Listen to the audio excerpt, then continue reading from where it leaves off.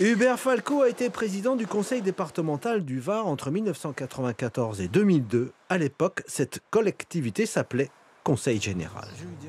Régis Rostin a été directeur des ressources humaines de cette institution pendant 4 ans. Il nous décrit les méthodes du patron de l'époque. Je le voyais essentiellement pour les recrutements, notamment en période électorale ou préélectorale, où très souvent il venait me remettre des CV pour trouver des emplois, puisque les collectivités ont possibilité de recruter directement sans concours. Alors il y avait eu une première vague, je m'en suis rendu compte, énormément de gens de Pignan qui avaient été recrutés. Et puis, au moment où il était candidat pour les élections municipales, c'était surtout des gens, bien sûr, de Toulon.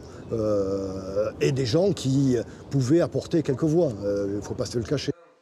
Hubert Falco a été maire de Toulon du 25 mars 2001 au 19 avril 2023. Face à lui, l'écologiste Guy Rebec, il a fait partie des principaux opposants. Il donne un exemple de la méthode mise en œuvre pour bien tenir la ville. On peut parler d'une toile d'araignée lancée sur la ville, avec effectivement le plus de personnes possible placées aux bons endroits. Par exemple, il y a beaucoup de CIL, comités d'intérêt locaux, qui essayent de maintenir une indépendance et un aspect critique pour améliorer la vie dans les quartiers.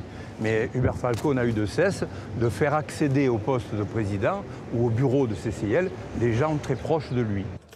Hubert Falco et ses relations avec la presse en général et locale en particulier. Simon Fonvieille est journaliste pour notamment Mediapart. Il a travaillé sur plusieurs dossiers en lien avec les dérives d'Hubert Falco. Il a fait l'objet de menaces écrites à peine voilées de la part de l'avocat de l'homme politique. Pour finir, Hubert Falco en personne l'a menacé et insulté. Une plainte a été déposée. Lors de son procès en première instance à Marseille, j'ai été traité d'ordure par Hubert Falco. Alors je lui pose une question. Et plus récemment, au mois d'août dernier, il m'a agoni d'injures en fait, devant le préfet, le maire de Toulon, des sénateurs, des parlementaires, où il m'a traité de connard, de chien galeux, et il a proposé de m'emplâtrer. Hubert Falco était une figure tutélaire varoise. Rien ne pouvait se faire sans lui. Personne ne pouvait se présenter sans son accord. Jean-Louis Masson est devenu président du conseil départemental du Var en octobre 2022 contre l'avis de l'homme fort. Hubert Falco était un homme fort, politiquement parlant, dans le département du Var.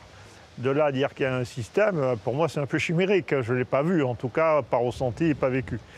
Hubert Falco a été condamné le 14 mai dernier pour recel de détournement de fonds publics à 18 mois de prison avec sursis, 30 000 € d'amende et 5 ans d'inéligibilité. Il s'est pourvu en cassation.